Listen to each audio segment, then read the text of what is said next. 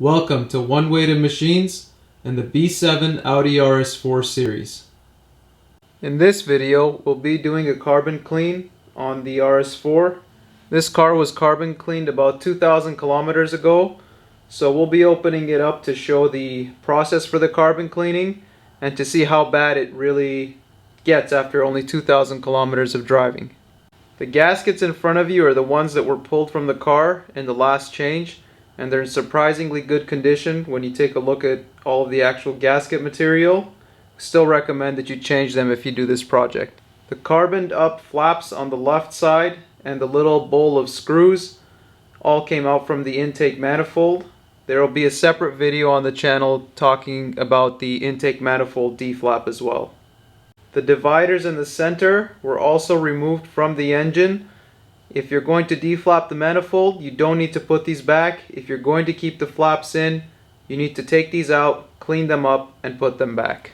Before you start, make sure to leave at least 2 feet of space between the front of the car and the garage door, as you will have to push the car forward at a certain point by hand in order to close the second set of valves for cleaning. The car will move forward only about 5 to 10 inches for the second set of valves to close, but you also need to leave some room for yourself to work if you're working with the garage door closed. Remove the front and rear carbon engine covers by pulling up firmly to release the plastic tabs.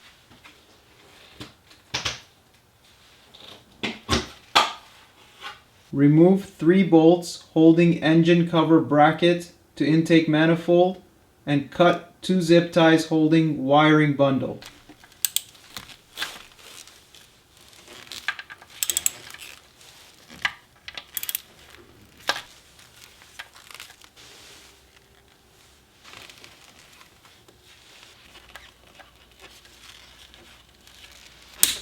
Remove 2 bolts holding rear engine cover bracket.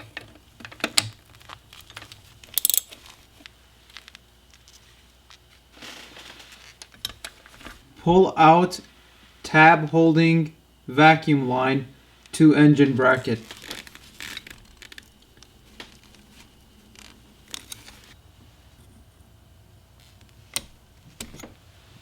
Remove PCV breather line on both banks by squeezing the tabs together and pulling up. Remove 10mm nut from throttle body housing.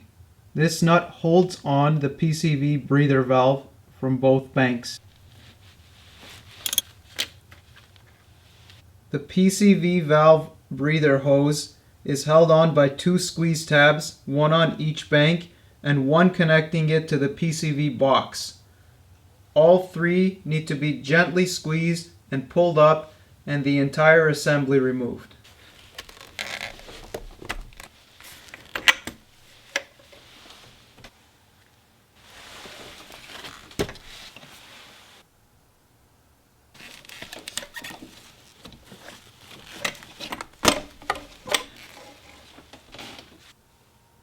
It is important to note that the squeeze tab end for the part of this pipe that attaches to the PCV is actually on the 90-degree arm that goes into the PCV box. So you're removing just a small piece of pipe from this joint here. The joints that go onto the actual valve covers have the squeeze tabs attached to them. So don't start wrestling that small pipe on the PCV box. Just squeeze it and gently pull this pipe piece out.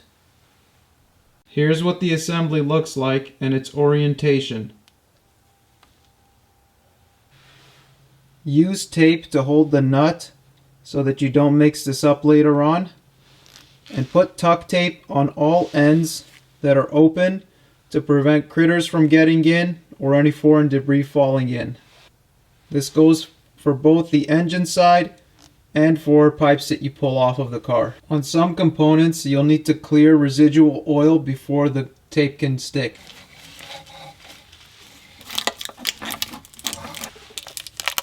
Use tuck tape to hold the nuts and bolts in place as well.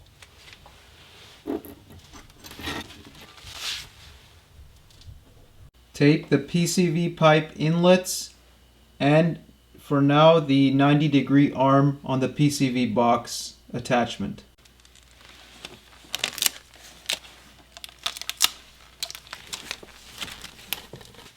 Remove the evap purge valve by removing the two clips and moving them down the hose. Also use a small screwdriver to release the electronic tab. This step could have been done before removing the PCV lines.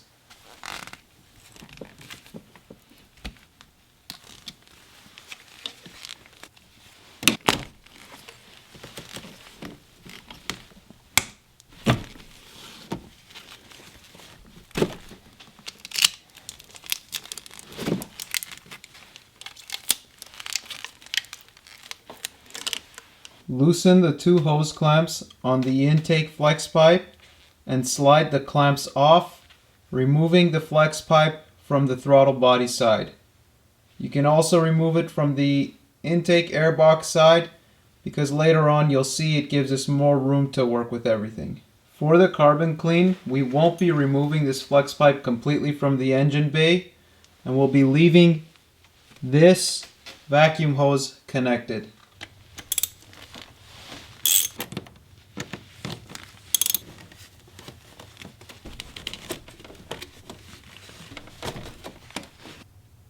Remove the clamp holding the vacuum line on the flex tube.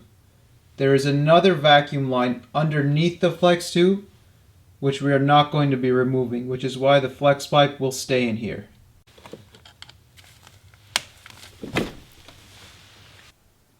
Gently pull the intake flex pipe forward, minding the small vacuum line attached on the bottom, so that you can have easier access to the 4 throttle body bolts. The one at the very far bottom bolt to remove on the throttle body is going to need a number of extensions so that you can easily crack it loose and take it out nicely.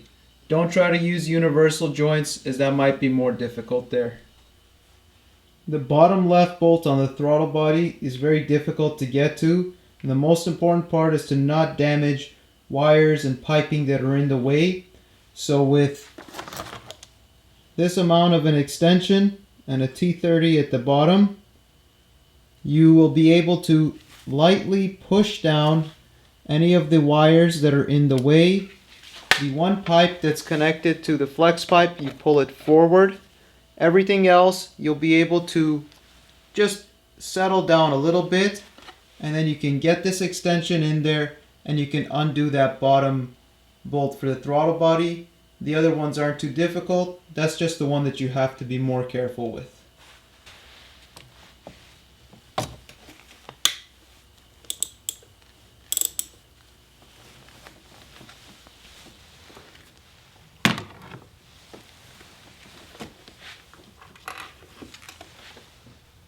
Shift the flex pipe back towards the firewall so that you can access the bottom Torx bolt. You just have to be careful that there's a connector around there as well. And then on top, you're going to have a 10mm nut, and then the throttle body should be loose. We'll take off the connector, and then the throttle body will come out.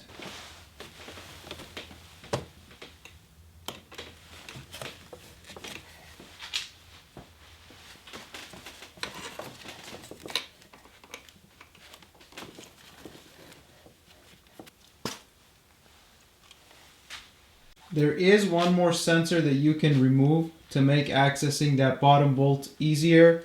I prefer not to remove as many sensors, so I used a universal joint with the T30 on that bottom bolt, and I'm going to undo the top right bolt, top right nut on the throttle body, and then I'm going to remove the throttle body housing with the loosened bolt at the bottom. So if you want it to be a bit easier, you can remove that other sensor beside the I-tab here. You can remove this one, or you can leave it in and take it out with the throttle body assembly.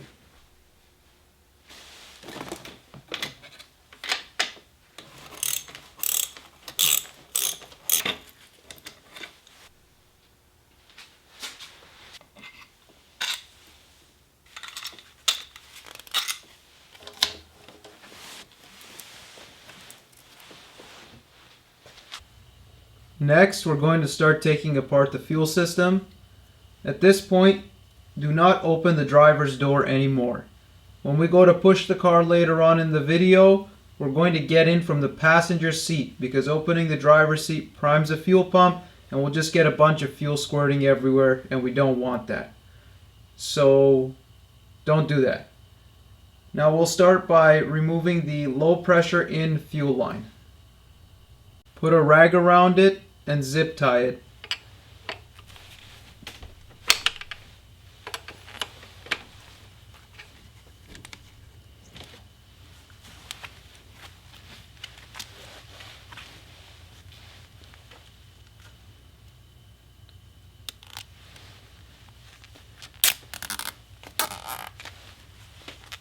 Lift and set the fuel line out of the way. Next, we're going to remove the fuel lines from the driver's side high pressure fuel pump.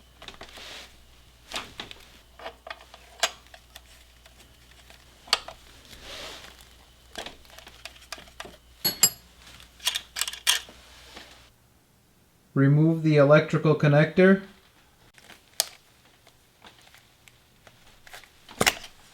Remove 3 bolts that hold the high pressure fuel pump on.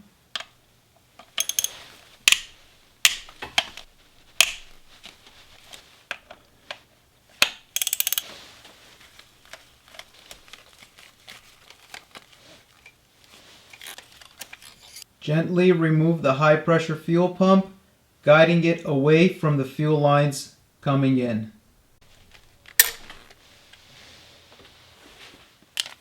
Repeat the process for the driver's side high pressure fuel pump and fuel lines.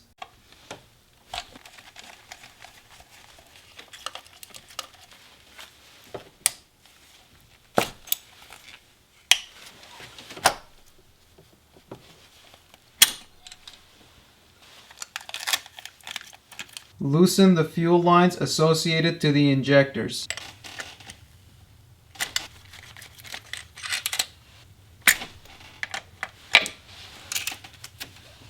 Remove 1, 2, 3 bolts associated with the fuel line assembly and unplug this electrical connector.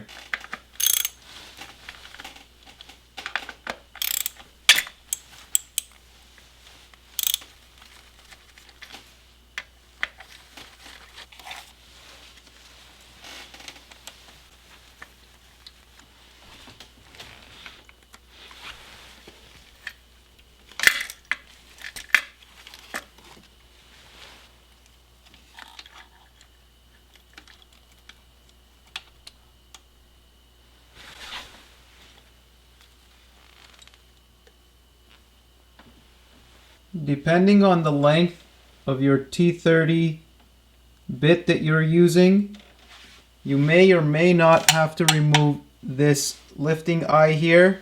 If you do, it's 1 T50 there. This particular one is able to clear this, so we do not need to remove that. Remove this electrical connector and 1 and 2 bolts holding this wiring harness to the engine.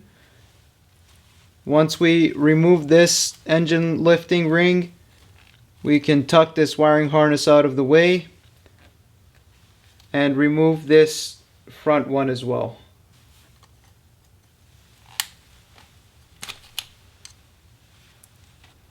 As a correction to what I said before, pull out the wiring harness from the metal tabs first and then remove the metal tabs from the motor. The 8 little wires are in the way of getting to the bolts there.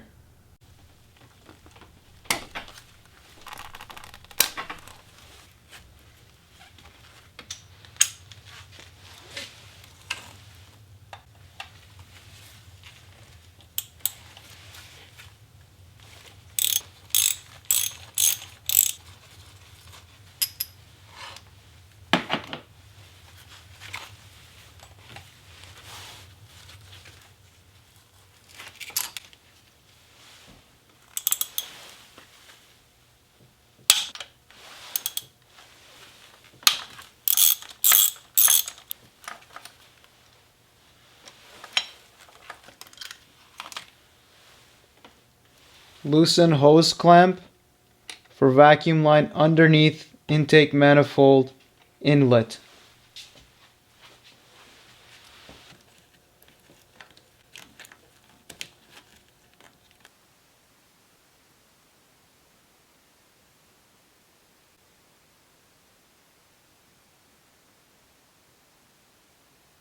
You actually don't need to remove this line here. This is the line that the evap purge valve comes into. You can remove this with the entire manifold assembly. The next part we're going to go over is the PCV coolant oil vapor heater system that the intake manifold has. So as you can see, there's a port here, and then there's another port underneath. We'll show this again once the intake manifold's off. It'll be a lot more clear than what I'm going to tell you right now. But just for the purposes of this assembly, I'm going to go over it now too. I've actually bypassed it on this motor in the last install that I did. And doing this makes future removals of the intake manifold much easier. There is a small pipe, a small coolant pipe underneath the intake manifold that is connected to the coolant system and passes through here, connecting it into this Y joint here. This allows the PCV vapors to heat up in cold weather conditions faster, as that's the PCV box right there, and the inlet is here. Cold climate RS4 owners, a few others that have both deflapped the manifold and bypassed this, have not had any problems, and some of those people use their cars as daily drivers. I've had no issues with this car either, so bypassing this is not a big deal. There are also large aftermarket manufacturers for Audi, Volkswagen that do sell kits in order to bypass this, which we'll show you afterwards. And you could also just go to a hardware store, buy a couple of barbs, which is what I did here. And this stuff will all be more clear once everything's out, and we'll go over it again. So if this is your first time opening up this motor, which is the way it was when I first did this one, the small pipe, coolant pipe underneath the intake manifold that goes into the coolant system is very difficult to access. The hose clamp and the orientation that it may be on the bottom is very difficult to get to. I decided to just do the bypass, so I used a knife just like this, and I went about halfway in between where the coolant pipe connects to the intake manifold and further down, and I cut halfway. The reason it's important to cut halfway is so that you can just buy barbs and maybe 1 or 2 hose clamps to do the bypass yourself. If you cut too low or cut too high, you're going to have to pull the piece of hose off, and you're also going to have to measure different pieces and cut them in. Cutting it right in half gives enough space for the actual barb to be able to go into the hose on both sides. Gently pull out this vacuum line fitting to access the bottom bolt on the PCV box. We're going to need to create clearance so that we can get in there, so that we can take off the bottom bolt. There's one more bolt for the PCV on this side underneath the arm there. You can clip this out to have better access to it. And there's one on top here. Just be very careful with that bottom bolt not to drop it down.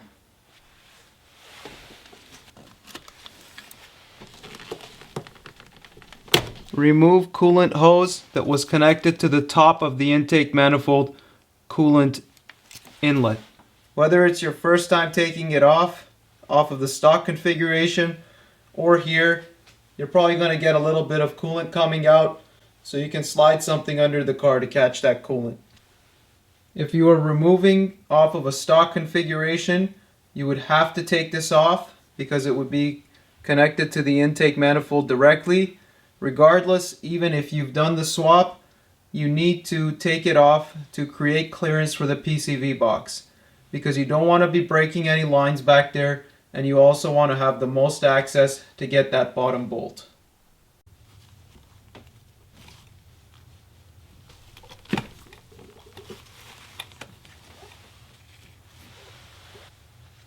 Now you can gently move that vacuum line out of the way, and you can also do the same thing with the coolant pipe.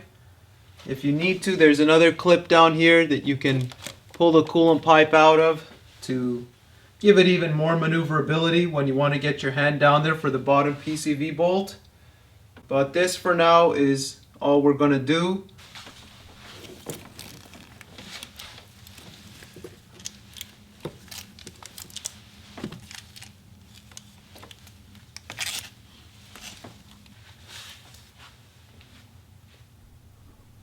When you're shifting your lines around, again, be gentle. And also, to get to that bottom bolt on the PCV box, you're going to need to unclip this. And this is just like the squeeze tabs that were on the PCV line at the beginning of the video. You'll need to get under there, squeeze it, and gently pull it backwards. Again, be very careful with everything back here. Okay guys, so I actually went in from the firewall with my left hand and from the front with my right hand, pried it up with my middle finger and pushed it down with my index on the top. You just have to remember to make sure to plug this one back when you put the car back together, or else you're probably going to get a vacuum leak. Any one of these hoses you miss will most likely trigger a vacuum leak. Now, as I was sliding my hand from the back of the firewall, the important thing to note is that this flimsier coolant line back here is in the way, and you also want to avoid damaging this one while you're doing it too. So very delicate, take your time, but once you get this one just plugged out, I'll go over all this stuff one more time when the manifold's out and show you the PCV box when it's out so that you can see where these bolts are oriented. In order to get the bottom bolt on the PCV box out, you're going to need something like this. It's a small ratcheting wrench, and it has a T. You just put a T30 into it. It comes out, you put it in, and you can control the, just like a ratchet. The bolts are 1, 2 on the bottom, and then 3 underneath this bracket here. I recommend you start out with the bottom bolt first, just because everything else is held in place while you're doing it, and there's less risk of pushing the box back and forth and breaking any plastic. You also need to remove the vacuum line with the squeeze tabs underneath the PCV over here. Push that back so that you can have even more swing on that pipe in order to get into that bottom bolt on the PCV box. I'll show you this stuff once everything's out again, just so that it's more clear. You can't really see it from any angle here. Before you can have enough space to get your hands onto that squeeze tab for that side of the vacuum line, we're going to need to have some room in this wiring harness back here in order to slide your hand in. So we're going to do another step first, which is unplugging the vacuum actuator motors for the intake flaps. So we're going to go there, and then we're going to come back here and unclip that line. The connectors are difficult to see, but there's 2 of them there. One of them you're better off taking out with a pick because it's oriented on its side. The other one you can do with the flat-headed screwdriver. Again, once this is out of the vehicle, I'll go over these again so that you can see more clearly where they are.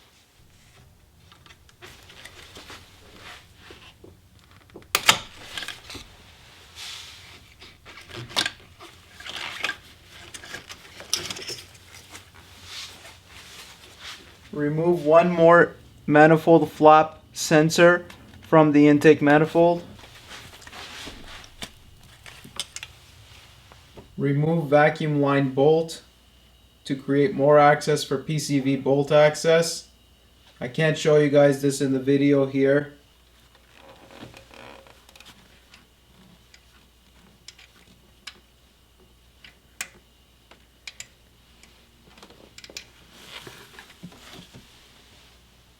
Undo wiring harness clip underneath coolant bottle. Remove this sensor. Remove 2 T20 bolts and unclip wiring harness from coil packs, and unplug this sensor here as well so that we can get more of this wiring harness disassembled in order to move it around so that you can have enough room to put your hand underneath the squeeze tab for the vacuum lines in order to access the bottom bolt for the PCV box.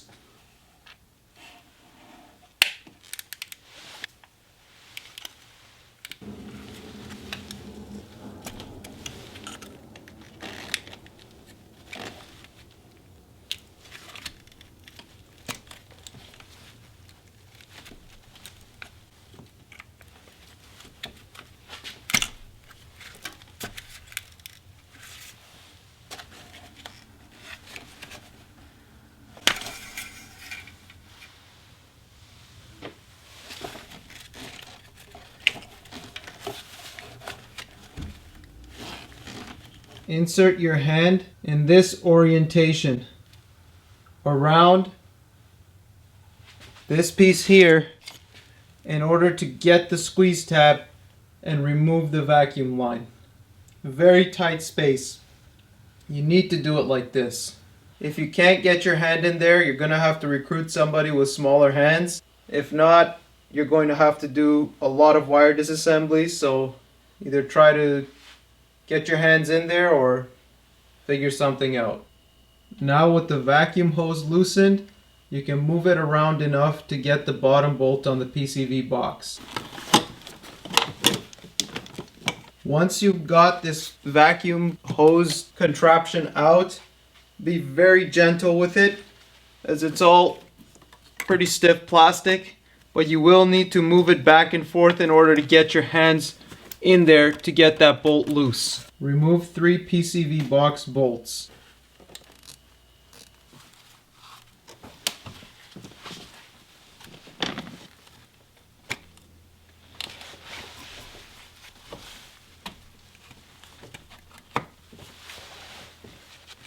At this point, push this vacuum line back to the back so that you don't break it in the process of doing other things.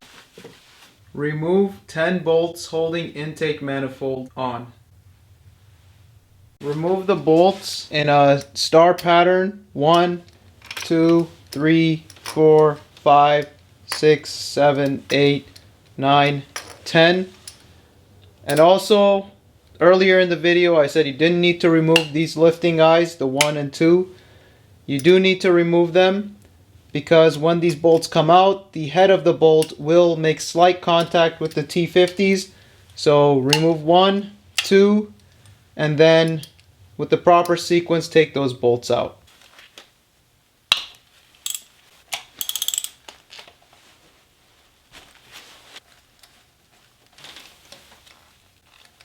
You do not need to remove the actual lifting eyes, as the bolts can clear without taking those out. The 2 T50s are the same length size, so don't worry about mixing them up. Undo the manifold bolts in a general star pattern.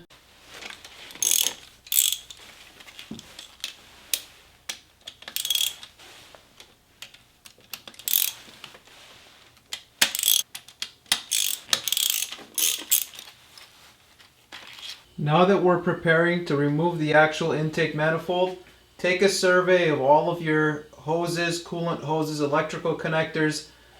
Make sure that everything is kind of tucked away so that when we lift out the intake manifold, you're not getting it stuck on anything. The process for removing the intake manifold is to lift up slightly, and then we're going to roll it towards the driver's side, so towards the steering wheel.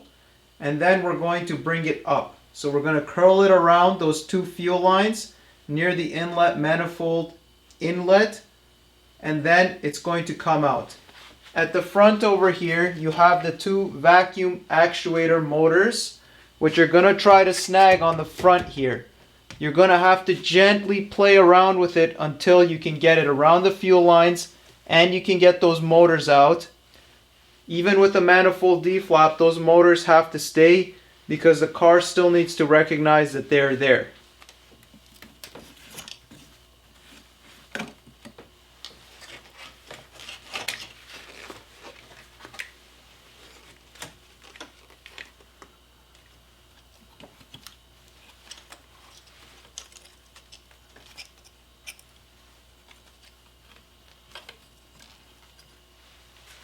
There is one more small bolt holding these two fuel lines to the actual intake manifold that I did not take off at an earlier stage, so I'll remove that as well.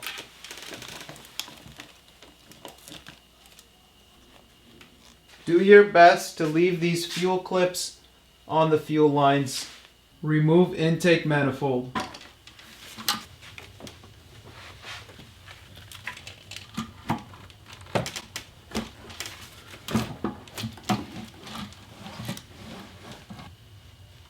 Let's take a closer look at the carbon buildup after 2,000 kilometers.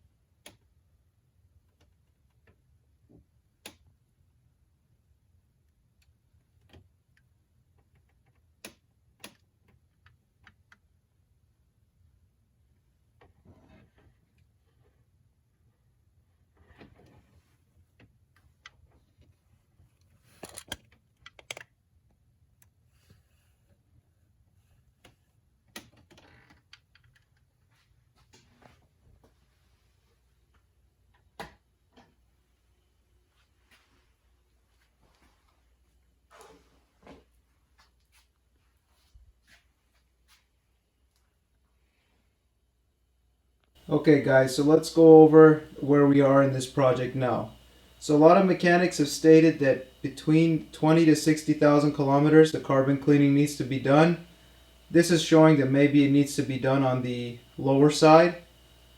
There are discussion topics on the forums talking about valve overlap, so when the intake and exhaust valves have overlap, that's what causes the carbon buildup. The PCV has also been one of the things that's been noted to cause this carbon buildup.